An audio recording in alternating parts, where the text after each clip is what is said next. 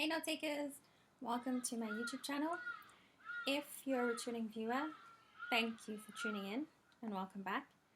If you're a new viewer, welcome. I hope you enjoy the videos because we have fun this side. If you're a subscriber, thank you for subscribing to my channel. If you aren't a subscriber yet, what are you waiting for? Click the subscribe button to join in on the fun. Don't be shy. Alrighty, let's get into some current affairs. So, for this video, I'll be discussing the chaotic and dramatic program that is the Alabuga Start World Program. I'll discuss the program, look at the South African influences that were involved, examine the social media code, what role SARS plays, and some closing remarks. Before I start, don't forget to comment, like, share, and subscribe. I'm on the road to 450 subscribers, so feel free to subscribe. So this video will go under the RIA currently playlist. Under this playlist are videos that I made where I just go through current affairs, like what's happening in the news or news that's currently being talked about. So this is the playlist. This video will go on the playlist.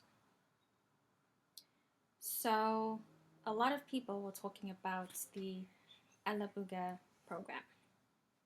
Anyways, the video will go under the RIA currently playlist, so feel free to watch my other videos in that playlist. So let's start with how I found out about the Alabuga Start program. Honestly, I found out about it on the news. At first I thought it was the Alabuga program, and I was like, wait, what? I mean, granted, and full disclosure, I wasn't wearing my glasses, so I put my glasses on and I was like, oh, it's the Alabuga Start program, not Alabuga program for eyes problems. But anyway, that's how I found out about the program. So I'm just gonna play this news clip from the NCA. Hopefully it explains the situation a bit better. South Africans have been warned to be aware of any red flags when applying for foreign jobs. Influencers on social media have promoted a Russian jobs program that turned out to be a human trafficking scam. They've since apologized on their platforms, warning people to stay away from the Alabuga Start program. Okay, so basically, the news clip that we just saw, it's just talking about how influencers were promoting jobs, which I just think is a bit odd. I don't know if influencers should be promoting jobs. I don't know. Just for me personally, I wouldn't rely on an influencer's word on a job. But again, that's just me personally. I mean, I'm not on TikTok or Instagram or, okay, I know it's Instagram, I call it Instagram, but anyway, I'm not on TikTok or Instagram or X, but as I said, I personally wouldn't rely on an influencer promoting a job. If I'm applying for a job, I prefer going to the source and doing my own research, especially if the job is in another country. So I went to the source, the Alabuga website.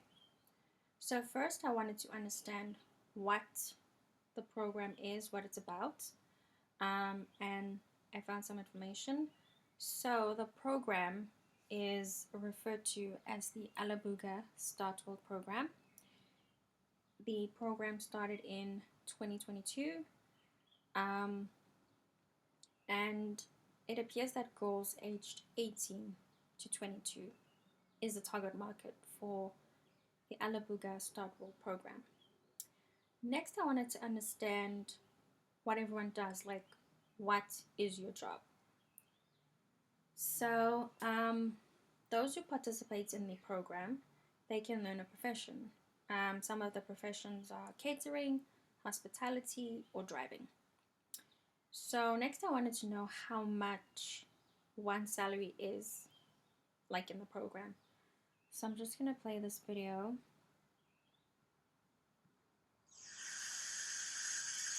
Alabuga Work and Travel is a program that will help you realize yourself and all your opportunities. Alabuga provides housing and all conditions for a comfortable start in the profession.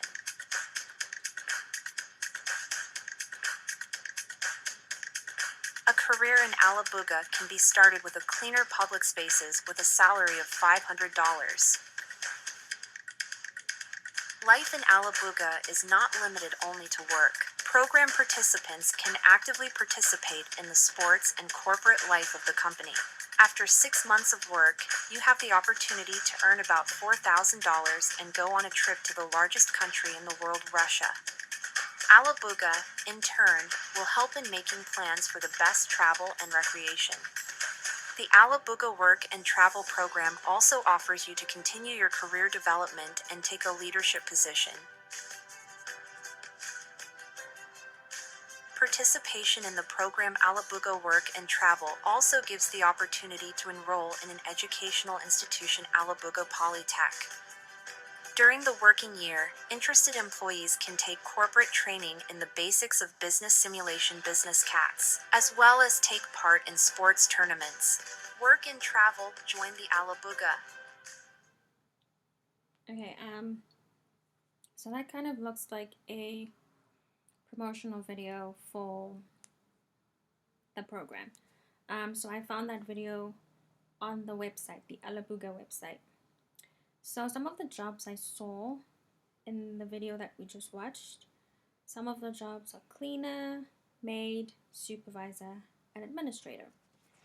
So in the Alabuga Start World program, a cleaner can earn $500, which is $8,640.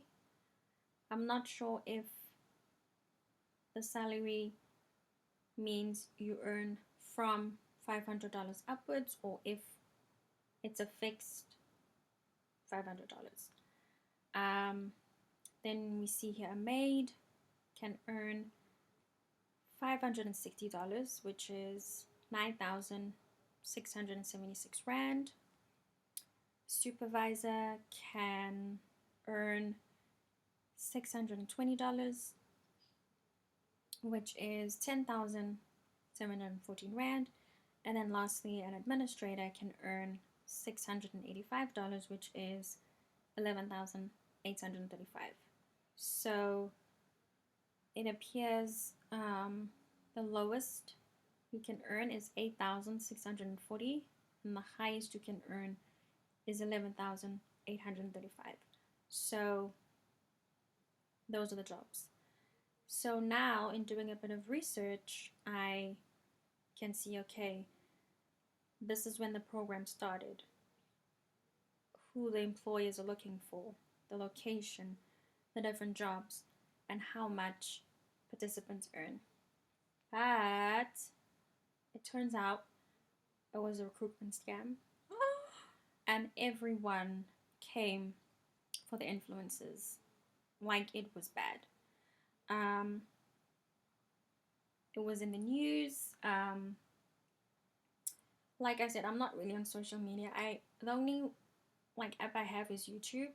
And it was ever on YouTube. It was on the news. So I can't imagine what it was like on X, on Instagram, on TikTok. What was happening? I can only speak from seeing it on YouTube or the news. I don't know what happened on the other platforms, but I'm sure it was chaos. I saw somewhere in the news that some of the influencers' TikTok accounts were banned or suspended. So yeah, it was really serious and was a lot. So before this, I honestly, I had no idea who Seemah was, who Cyan Bougie was, who Zilla was, or who Munaka was. I was clueless because, as I said, I'm not really on social media, so had it not been for the scandal, I still wouldn't know who they were. I wouldn't know who they were. So anyway, Seemah, right here, Zilla and Munaka, they went on to podcast and show um, to kind of give their side of the story. And I'm sure you guys watched the video. It was a really tense interview. The mood was just really somber, and yeah, it was really it was really sad to watch. So I'm just gonna play a clip of Seemah explaining herself. So let's start with Seemah. What's your story? How did this come to your attention? What happened? So this was around Feb, right? Early this year, Feb. Sia texted me because I've worked with him before on he wanted me to promote this video basically on TikTok. Fine. He texted me around Feb. He's like, "Hey, do you have a YouTube channel?" I'm like, "Yeah, I do." He's like, "Okay, I want you to be part of this campaign. With influencers that go to Russia and they go and like make content in this institution." I'm like, "Okay." Okay, so in that clip, Seemah is just explaining how the opportunity for her to promote the Alabuga Start All program came about. So I'm just gonna play another clip. Or what? But it's like I can't even describe it. But when we got in, right, because it looks like a what effect in Yanaso, right? Yeah. But when you're inside, it actually looks like a school. So you enter with your maybe some those face and don. Yeah. The Enter with accreditation that, card, yes, your yeah. access card. Enter with your access card, you walk in, everything is normal. Cafeteria, bathrooms, there's a boardroom, there's a computer lab, there's just so many things. It's like a normal school, right? Boys, girls, white, black, kunomali, skolo. Do you get what I mean? Yeah, so Okay, so that was Seemah just explaining her experience when she went to Russia. So yeah, watching that interview was super awkward. The mood was really tense because everyone was emotional. Everyone was going through it. People's accounts were being banned. And it's unfortunate because we live in a world where now a lot of people's jobs is being an influencer. So if your account is taken away, that's kind of your livelihood. So it was really awkward interview. Even MacG had some problems with the brand team. Yeah, it was super awkward. But I just wondered, do influencers have a right to promote and advertise job posts? Food for thought. So anyway, when I was watching all of this and seeing videos online, I started to wonder, is there like some kind of legislation that kind of governs what influencers can post? Because remember, influencers share their posts to the public, and in doing so, when posting, the influencer has a responsibility to, make sure that what they post isn't harmful to the public. So I came across the codes of advertising practice and furthermore the social media code. So I'll just be going through a few sections of the code, specifically section 1, 2, 5, and 6. So if we look at section 1, just talks about the introduction and purpose. So section 1.1 says this document, i.e. the social media code, serves to provide a clear set of rules around social media marketing to ensure the protection of consumers and the promotion of ethical conduct by brand marketers and their representatives across all social media platforms. So section 1.1 explicitly states that, okay, the social media code, it lays out rules that need to be followed to ensure the consumer's protection. And who is bound by this code? The answer is found in section 1.2, which says brands, publishers, and influencers are bound by the provisions of the Code of Advertising Practice in its entirety. So brands, publishers, and influencers are bound by the social media code and the provisions in the Code of Advertising Practice. So they rules they have to follow with regards to what they post, because they have to protect consumers, ensure the protection of consumers. That's important. Okay, then we move on to section 2. It deals with definitions, as you can see here. The definitions I will be focusing on are social media marketing, and influencer. So I'm going to start with social media, which is 2.1. And the social media code defines social media as the collective of online communicating channels dedicated to community-based input, interaction, content sharing, and collaboration.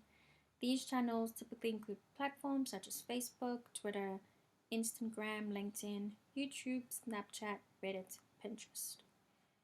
So basically just explaining what social media is: online communications channel, content sharing, that's important, and then it just lists the social media channels we use like on a daily basis. The next definition I'm looking at is social media marketing, which is in 2.2.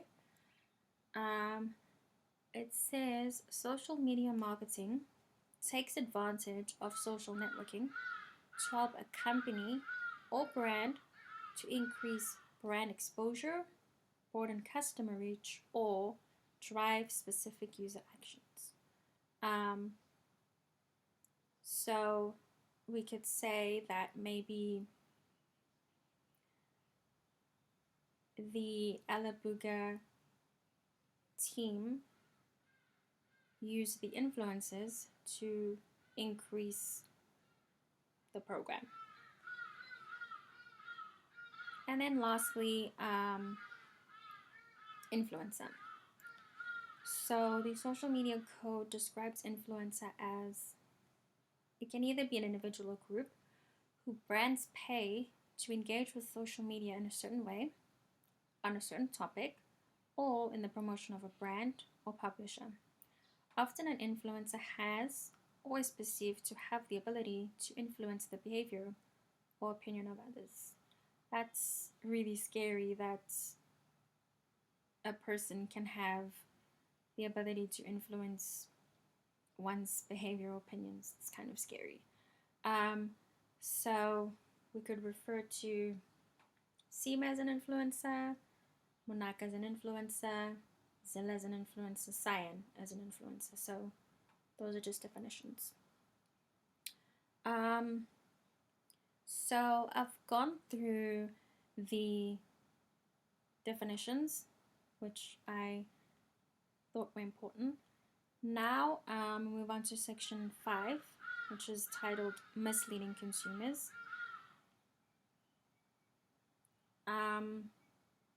which I feel majority of social media people as consumers, they felt misled.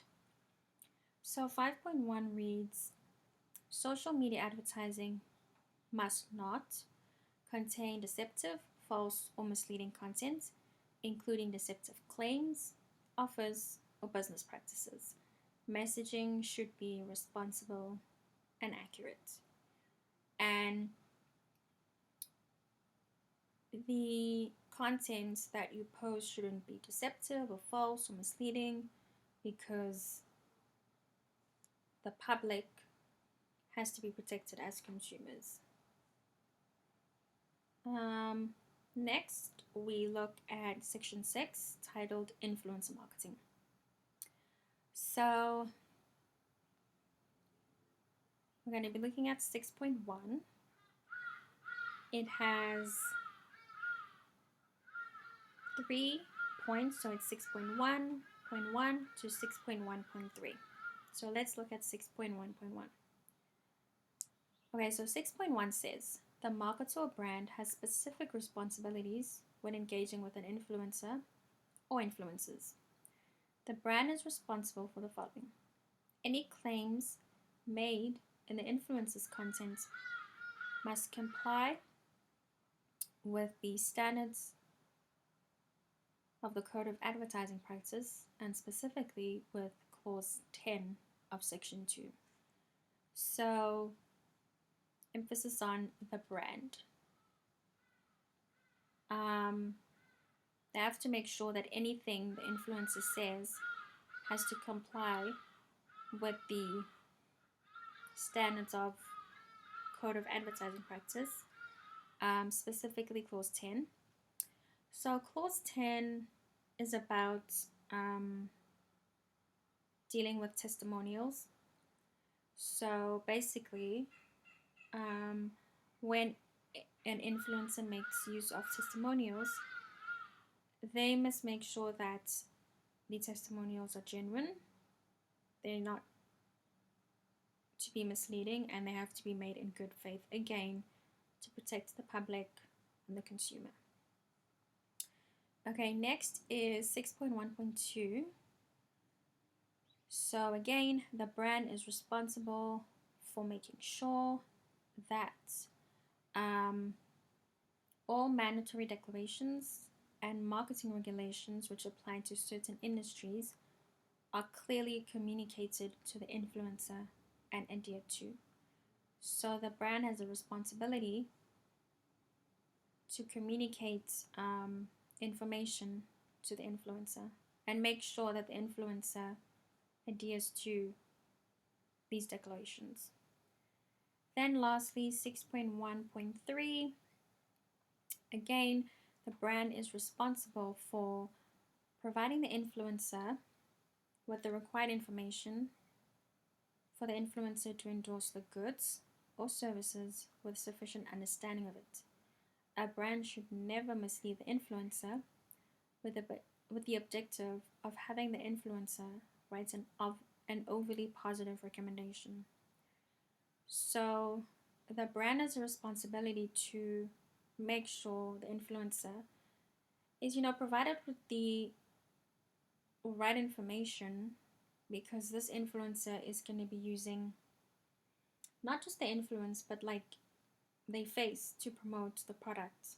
So I see why it's the brand's responsibility to make sure they give the influencer as much information as possible. Furthermore, the brand shouldn't mislead the influencer and like pumping the influencer with glowing reviews so that the influencer writes an overly positive recommendation. They can't be biased. So the brand should never mislead the influencer.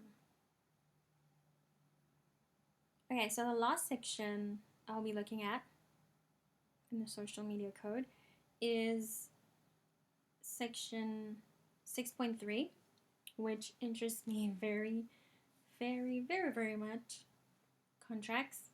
I really enjoyed the module Law of Contracts, or PVL 3702, just learning about the requirements of a contract and just basically how to be able to protect yourself legally, because some of these contracts out here are dodge and sus. So that's why I enjoy contract law. So basically, section 6.3 speaks about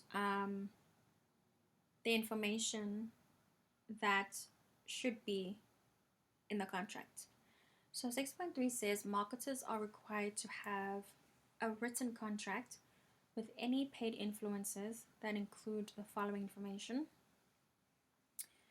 Okay, it's very important the contract is written. I wouldn't advise verbal contracts, especially if you've been paid. I'd say I want a written contract. Anyway, so basically, this is the information that should be in the contract.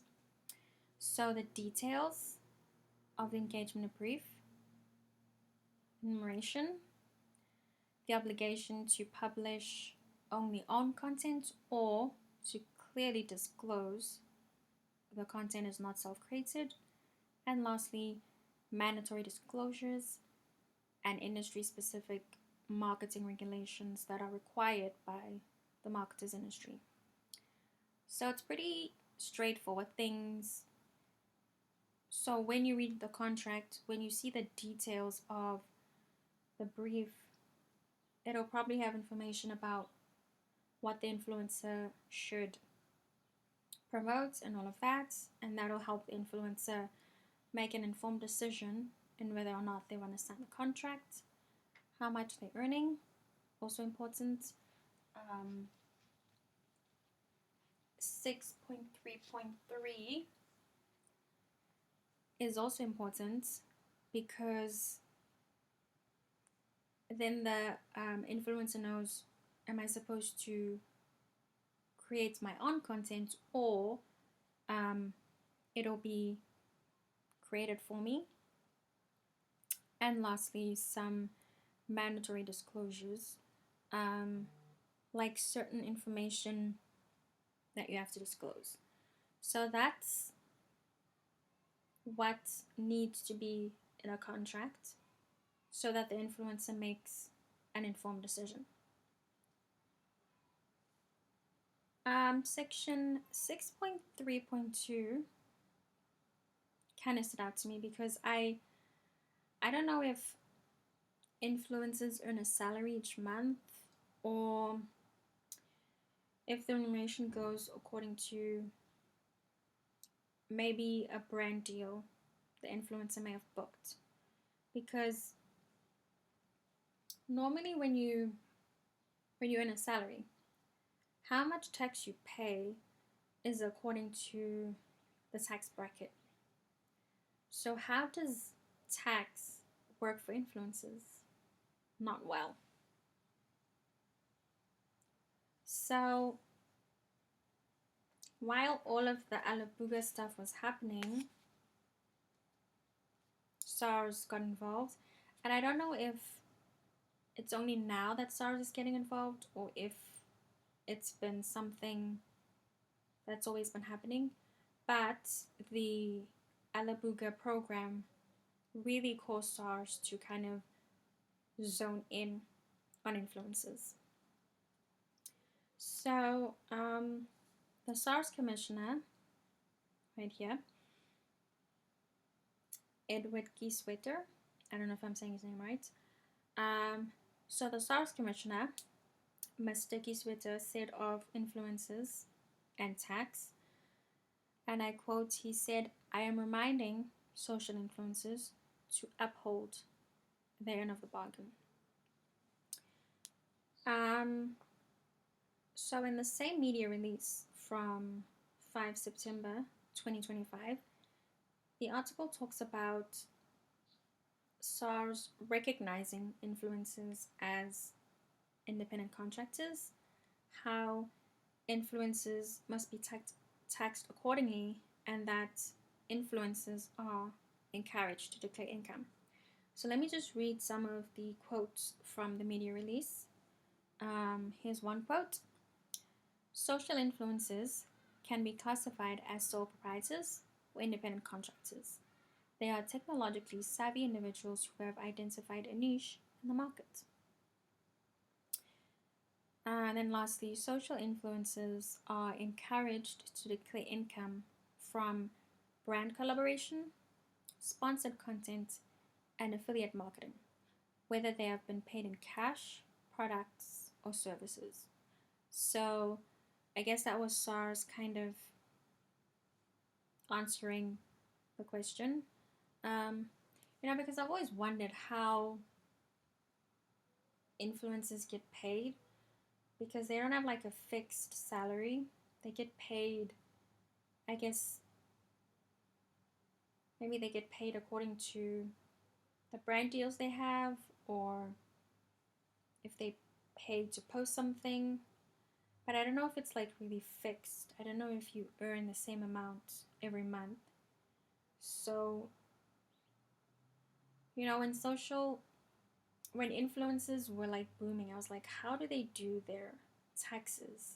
That was the one thing that I've always questioned about influencers, like how do they do their taxes?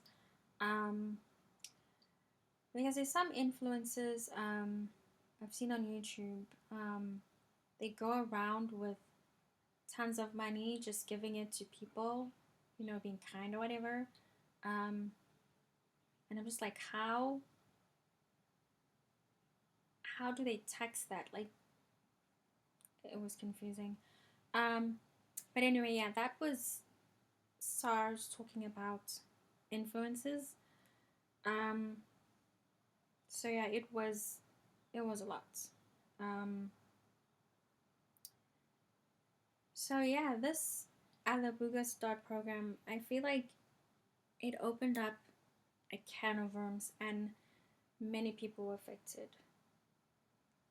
Influencers, unemployed people, brands, SARS, and how we use social media. The influencers were affected because people thought they were, in on this whole recruitment scam thing. They lost their accounts, and I'm sure it affected their mental health. I think it also affected unemployed people because, I don't know, maybe perhaps you thought the influencer was promoting like a legitimate job, and you thought, hey, this was a job opportunity, but then you felt misled. I think it also affected brands or whatever, because maybe because of the scandal, not a lot of brands all want to work with these influencers. And SARS also just had to come out. And just like how we use social media, yeah, I didn't realize that people really look to influencers for job opportunities, for like a lot of things. I had no idea. But as I said, I don't really have social media. So that's the part for me that disturbed me the most. Just wondering if now we live in a society where the word of an influencer is so important. But yeah, I don't know. I just want to say to influencers, my advice is, I advise you to read your contract carefully. Not just your contracts, but like your briefs or whatever. Do your research, do your due diligence, as much research as you possibly can. So that you can protect yourself legally. Because I feel like now the influencers that were involved in the scandal are kind of paying the price. And I know influencers of like a team, like We have a glam squad like a makeup artist, stylist, a hairstylist, a photographer, and all that. But I think it would be really important to make sure you have a lawyer on your team, or at least a lawyer you can go to when it's time to sign a brand deal, sign a contract. Just try and get a legal professional on your team. If I was the lawyer of an influencer, I wouldn't have advised my client to promote a job because I would be worried about the liability factor, because when something goes wrong, and something did go wrong, the influencer might be held liable because a consumer might have relied on your representation, i.e., the representation is the video advertising the job. So the consumer's like looking at all these testimonials, they see, okay, this influencer, and I guess you trusted this influencer, and then it turns out it was a recruitment scam. So I wouldn't have advised my clients to do this Alabuga deal. I'd just be concerned about my client's liability. So yeah, to all the influencers, my advice, if anyone cares, just be careful what you choose to promote as an influencer, and make sure to have a legal professional on your team or a lawyer you can always go to help you to protect yourself legally.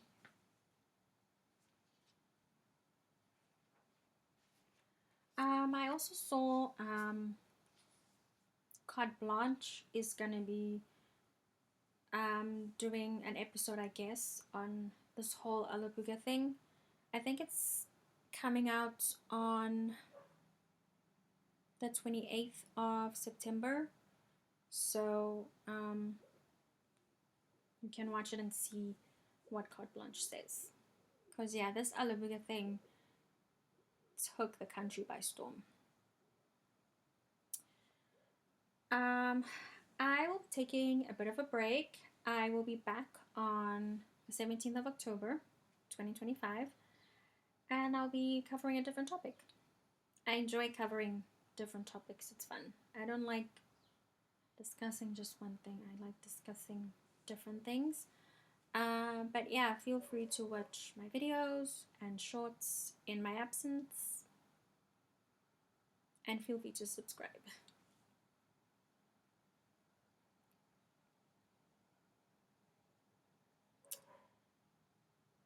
If you're a regular viewer, you know I hate littering.